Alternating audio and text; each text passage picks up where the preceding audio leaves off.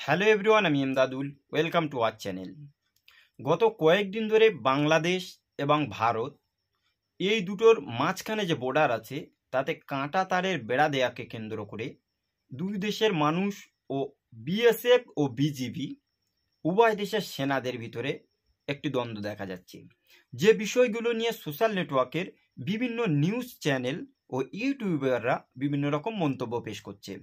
So আজকের এই ভিডিওতে আমরা আপনাদের জানাবো কেন ভারত যখন ভাগ হয়েছিল 1947, সেখান থেকে আজ 77 বছর পরে বাংলাদেশ এবং ভারত সীমান্তে কিসের জন্য এই কাঁটাতারের বেড়াটা দিতে হচ্ছে। দীর্ঘ 77 বছর পরে কেন আজ কাঁটাতারের প্রয়োজন পড়ল। আমরা জানি 1947-এ যখন দেশ ভাগ হয়েছিল, বাংলাদেশ অ্যান্ড পাকিস্তান তখন একটি দেশ ছিল।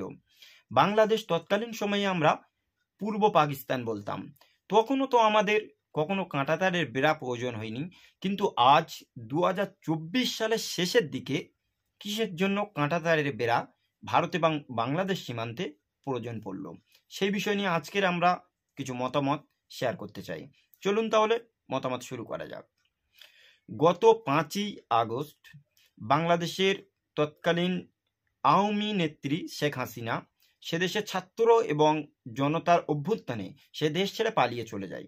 বর্তমানে সে ভারতবর্ষে আছে, আমরা খুব ভালো রকম জানি। আর এই ভারতবর্ষে থাকার সময়ে তাকে আশ্রয় দেওয়াকে কেন্দ্র করে সে দেশের বিভিন্ন ছাত্র এবং বর্তমান সময়ের যে সমস্ত সরকার চালাচ্ছে, বিশেষ করে ডক্টর ইউনূস সহ বিভিন্ন উপদেষ্টারা ভারতের প্রতি ক্ষুব্ধ। আমরা জানি ভারত এবং বাংলাদেশের সীমান্তে অলমোস্ট 4079 কিলোমিটার মতো সে দেশের বর্ডার সীমান্ত আছে। এমনকি 45টার মতো নদী আছে এই বর্ডার সীমান্তে। শুধু পশ্চিম বাংলাতে 2000-এরও বেশি বর্ডার সীমান্ত আছে। তাহলে এই 2000 কিলোমিটার মতো কাঁটাতার দিয়ে কি ঘেরা যাবে, বা কেন ঘিরতে হচ্ছে সেটা নিয়ে একটু আলোচনা। যদি কাঁটাতারের বেড়া দিয়ে ঘিরে দেওয়া হয় তাহলে কি চোরাচালান কমে যাবে? বিভিন্ন রকম প্রশ্ন, বিভিন্ন রকম অ্যান্সার আমরা সোশ্যাল নেটওয়ার্কে দেখতে পাচ্ছি।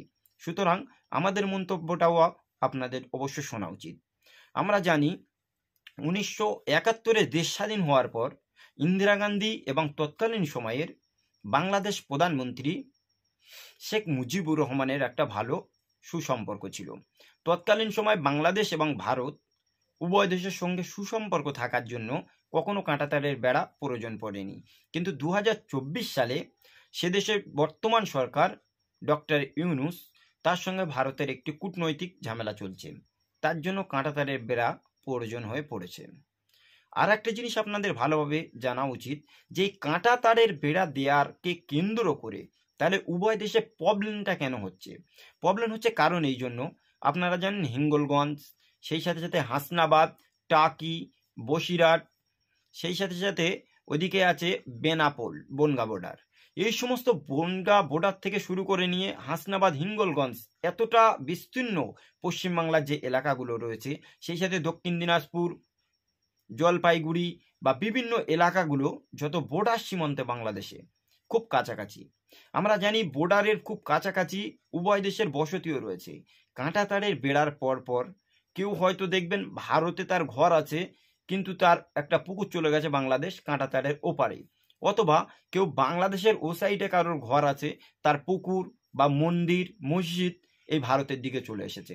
সুতরাং কাঁটাতারের বেড়াকে কেন্দ্র করে এটাই ঝামেলা। কারণ বর্ডার সীমান্তে আপনারা দেখবেন হিঙ্গলগঞ্জ, হাসনাবাদ, টাকি, বসিরহাট, সেই সাথে বনগাঁ, ওদিকে দক্ষিণ দিনাজপুরের বিস্তীর্ণ এলাকা খুব কাছাকাছিতে আমরা দেখেছি সেখানে জনবসতিভাবে বসবাস করে আসছে। সুতরাং নতুনভাবে যদি কাঁটাতারের বেড়া দেয়, কে কোন দেশের বাসিন্দা হয়ে যাবে সেটা নিয়ে খুব সংশয় রয়েছে। আর সেই সাথে একটা জিনিস দেখছি, বিজিবি বিএসএফ এর সাথে সাথে সাধারণ মানুষও সেগুলোকে বাধা দিচ্ছে। আসলে এই জায়গায় একটা জিনিস বুঝতে হবে, অনেক মানুষ আছে যারা এই কাঁটাতারের পার্শ্ববর্তী গ্রাম অর্থাৎ বাংলাদেশ এবং ভারত সীমান্তে তাদের ঘরবাড়ি থাকায় চাষযোগ্য জমি আছে, যে জায়গায় অনেক রকমের ফসলাদি তারা চাষ করে রেখেছে। নতুন করে যখন এগুলো কাঁটাতার দিয়ে ঘেরা হচ্ছে, তারা সে জায়গায় আসতে পারবে না, চাষ করতে পারবে না ইত্যাদি নিয়ে তারা বিভিন্ন রকম প্রবলেমগুলো ফেস করার জন্য কাঁটাতারের বেড়াটাকে তারা বাধা দিচ্ছে। সেই সাথে সাথে আমরা দেখেছি কেন্দ্র সরকারের স্বরাষ্ট্রমন্ত্রী তিনি দক্ষিণ দিনাজপুরের বিস্তীর্ণ এলাকায় যখন ঝামেলা হয়েছে কাঁটাতারে বেড়া দেয়াকে কেন্দ্র করে, তিনি সেখান থেকে কনফারেন্স করে বলেছেন যে চাষিরা যত টাকা লাগে তাদেরকে দেয়া হবে, আমাদের এখান থেকে কাঁটাতারের বেড়া অবশ্যই দিতে হবে। সুতরাং এ থেকে বোঝা যায় যে চাষিদেরকে টাকা দিয়ে হলেও উভয় দেশের এই সীমান্তবর্তী এলাকাতে অবশ্যই কাঁটাতারের বেড়া দেওয়া হবে। আর একটা জিনিস, যত আন্তর্জাতিক দেশ আছে এই দেশগুলো যখন কাঁটাতারের বেড়া হয় বা বর্ডার সীমান্তগুলো হয়, সেখানে খুব কমন একটা জিনিস থাকে, 400 ফুট, অর্থাৎ উভয় দেশের মাঝখানে 400 ফুট থেকে মিডল ইস্ট দিয়ে বর্ডার সীমান্ত যায়। কিন্তু বাংলাদেশ এবং ভারত উভয়ের মিডল ইস্টে 400 ফুট অনেক জায়গায় নেই। বহু জায়গায় আছে এদেশ এবং ওদেশ উভয় দেশের একই গ্রাম, গ্রামের মাঝখান দিয়ে বহু পুকুর আছে, বহু ঘর বাড়ি আছে। সুতরাং এই জায়গা থেকে যদি কাঁটাতারে বেড়া যায়, তাহলে এক দেশে বসবাস করে অপর দেশে তার পুকুর, অপর দেশে তার ফ্যামিলি বা পরিবার থেকে যাবে। সুতরাং এত কাছাকাছি বসবাস করার পরেও এই কাঁটাতারের বেড়া দিচ্ছে, সেই জন্য অনেকটা প্রবলেম ফেস করতে হচ্ছে। আর এই কাঁটাতারের বেড়া কিসের জন্য আর 77 বছর পরে দিতে হচ্ছে সেটা একটু আলোচনা করা যাক। আমরা জানি 1971 সালে যখন দেশ স্বাধীন হয়েছিল, শেখ মুজিবুর রহমান এবং ইন্দিরা গান্ধী খুব সুন্দর সম্পর্ক ছিল। তারপর আমরা দেখেছি 2024-এর সেপ্টেম্বর বা জুলাই অভ্যুত্থানের আগে শেখ হাসিনার সঙ্গে ভারত সরকারের ভালো একটি সম্পর্ক ছিল। কিন্তু বর্তমান সেখান থেকে শেখ হাসিনাকে উৎখাত করা বা সেখান থেকে গণ অভ্যুত্থানে হাসিনাকে বিদায় জানানোর পর হাসিনা ভারতবর্ষে এসে রয়েছে। সেই সাথে সাথে বাংলাদেশের বিভিন্ন মাওলানা বা বিভিন্ন রকম নিউজ মিডিয়া, সেই সাথে এই উপদেষ্টা বিভিন্ন রকম ভারত নিয়ে কথা বলছে। কেউ বলছে কখনো আমরা দুদিনের ভিতরে কলকাতায় গিয়ে দখল করব, আবার কেউ বলছে কলকাতার বিভিন্ন কিছু আমরা বয়কট করব। এরকম করে করে এক দেশ ভার্সেস আর এক দেশের মানুষদেরকে আস্তে আস্তে সম্পর্ক ছিন্ন হচ্ছে। অথচ বিগত কয়েক বছর আপনারা দেখুন, হাসিনার আমলে এই ভারতবর্ষে বহু সংখ্যক বাংলাদেশি মানুষরা এসে চিকিৎসা পরিষেবা নিয়ে গেছে। বহু সংখ্যক মানুষ এই ভারতে এসে হোটেলে ছিল, তাদের ফ্যামিলির কারোর প্রবলেম নিয়ে হাসপাতালে চিকিৎসা করিয়ে গেছে। আমাদের ভারতবর্ষ থেকে বহু আলু, পেঁয়াজ বা বিভিন্ন কিছু এক্সপোর্ট ইম্পোর্ট হতো সেই দেশের সঙ্গে এই দেশে। কিন্তু বর্তমান এমন কি প্রবলেম হচ্ছে, উভয় দেশের বাণিজ্যিক ব্যবসা অনেকটা বন্ধের পথে। সে দেশের মানুষ অনেকেই বাংলাদেশ থেকে ভারতে আসতে চায় না, বা ভারত থেকে বাংলাদেশের অনেক প্রবলেম চলছে। আজ আপনারা দেখুন, বাংলাদেশের প্রধানমন্ত্রী হাসিনা ভারতে থাকার জন্য সে দেশের বর্তমান প্রধানমন্ত্রী শেখ ডক্টর ইউনূস হাসিনা সরকারের পাসপোর্ট বাতিল করেছে। তাহলে একটা জিনিস আপনারা বুঝুন, কারোর যদি পাসপোর্ট বাতিল হয় তাকে ভিসা দিয়ে কিভাবে ভারত সরকার এখানে রেখেছে, সেগুলো বিভিন্ন রকম কোশ্চেন আমরা জানি। কিন্তু ভারত সরকারের প্রধানমন্ত্রী শেখ হাসিনা নিয়ে কোনো রকম কথা এখনো পর্যন্ত মন্তব্য করেনি, কারণ মন্তব্য করলে বিভিন্ন রকম বুদ্ধিজীবীর বিভিন্ন রকম প্রশ্ন আসবে। সুতরাং কেন ভারত সরকার শেখ হাসিনাকে ভারতে রেখেছে সে বিষয়টা আজও পর্যন্ত ধোঁয়াশায় রয়ে গেছে। উল্টো সাইডে এই সময় আমরা দেখতে পাচ্ছি বাংলাদেশে বিভিন্ন দেশের সঙ্গে কূটনৈতিক সম্পর্ক আস্তে আস্তে বৃদ্ধি করছে। পাকিস্তানের মতো দেশ, যাদের সঙ্গে 1971 সালে বিভাজনের জন্য বাংলাদেশ এবং পাকিস্তান বিভিন্ন রকমভাবে যুদ্ধ হয়েছিল, এক দুজন নয় 30 লক্ষ মানুষের জীবনের বিনিময়ে একটি আলাদা ভূখণ্ড বাংলাদেশ পেয়েছিল এই বাংলাদেশের মানুষেরা। কিন্তু আজ সেই 2024-এর এসে সেই পাকিস্তানের সঙ্গে নতুন করে আবার সম্পর্ক করতে চাইছে বাংলাদেশের মানুষেরা বা সে দেশের বর্তমান যারা ক্ষমতায় রয়েছে বিভিন্ন উপদেষ্টারা।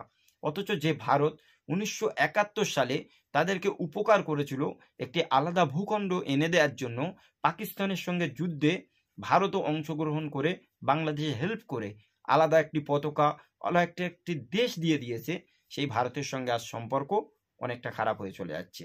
সুতরাং আমাদের প্রত্যেককে বুঝতে হবে বর্তমান সময়ে কূটনৈতিকভাবে, রাজনৈতিকভাবে উভয় দেশের খুব ভালো একটা ঝামেলা ছাড়া তেমন কিছু নেই। সুতরাং এই সময়ে যদি কাঁটাতার না দেয়া হয় তাহলে কি প্রবলেম হতে পারে সেগুলো নিয়ে একটু আলোপ করা যাক। হাসিনা সরকার ক্ষমতায় থাকার সময়েও আমরা দেখেছি ভারত যখন পাকিস্তানের সঙ্গে অনেক বছর আগে ক্রিকেট খেলা করতে গিয়েছিল, সেখানে সৌরভ গাঙ্গুলির ক্যাপ্টেন্সি থাকাকালীন বাংলাদেশের বিভিন্ন মানুষেরা ভারতের পতাকা নিয়ে অনেক রকম স্লোগান দিয়েছিল পাকিস্তানকে হারানোর জন্য। অথচ হাসিনা সরকারে ক্ষমতায় থাকার সময় টি-20 বিশ্বকাপে যখন আমরা দেখেছি বা ভারতে বিশ্বকাপ চলাকালীন সময়ে দেখেছি, অস্ট্রেলিয়ার সঙ্গে ভারতের ফাইনাল খেলাতে অনেক মানুষ সেই সময় অস্ট্রেলিয়াকে সাপোর্ট করে বাংলাদেশের মানুষরা ভারতের বিরুদ্ধে বিভিন্ন রকম কুৎসা রটিয়েছিল। তৎকালীন সময়ে পশ্চিমবাংলার বিভিন্ন মানুষরা, যে সমস্ত মানুষরা বাংলাদেশ থেকে ভারতের পশ্চিমবাংলায় হাসপাতালে চিকিৎসা পরিষেবা নিতে এসেছিল, তখনও তারা প্রবলেমগুলো নিয়ে তুলে ধরেছিল। আস্তে আস্তে আস্তে আস্তে উভয় দেশের মানুষদের সঙ্গে একে অপরের সঙ্গে দ্বিধাদ্বন্দ্ব শুরু হয়ে গেছে। আর সে দেশে হাসিনা উৎখাত হওয়ার পর থেকে ভারত এবং বাংলাদেশের বিভিন্ন মানুষদের অনেকেই দ্বন্দ্ব এবং ঝক্কির ভিতরে চলে যাচ্ছে। সে দেশের বিভিন্ন আলেম ওলামা, তাদের বিভিন্ন রকম কথাবার্তা বা ভারত বিদ্বেষী মনোভাব। বর্তমান সময়ে অনেক নিউজ মিডিয়াও এটা প্রচার করছে বাংলাদেশ সংখ্যালঘু অনেক মানুষের ওপরে অত্যাচার হচ্ছে। কতটা সত্য কতটা মিথ্যা সেটা নিয়ে তো অবশ্যই জাস্টিফাই হবে। তার থেকে বড় কথা হলো, সে দেশের ছোট ছোট নিউজ মিডিয়া বা ইউটিউবাররা ভারতের বিভিন্ন মানুষ নিয়ে তাদের অনেক রকম প্রতিক্রিয়া দেখা যাচ্ছে। কেউ বলছে কলকাতা দখল হয়ে যাবে, কেউ বলছে দিল্লি দখল করে নেব, এরকম করে করে উভয় দেশের মানুষদেরকে বর্তমান সময়ে উস্কে দিচ্ছে। সুতরাং সেই জন্য কাঁটাতারের দরকার পড়েছে। সুতরাং আজকের এই ভিডিও এই পর্যন্তই। যদি কোনো মতামত থাকে অবশ্যই কমেন্টে জানাবেন। আজকের এই ভিডিও এই পর্যন্তই। দেখা হচ্ছে অন্য কোনো দিন। সকলে ভালো থাকুন, সুস্থ থাকুন। Thank you.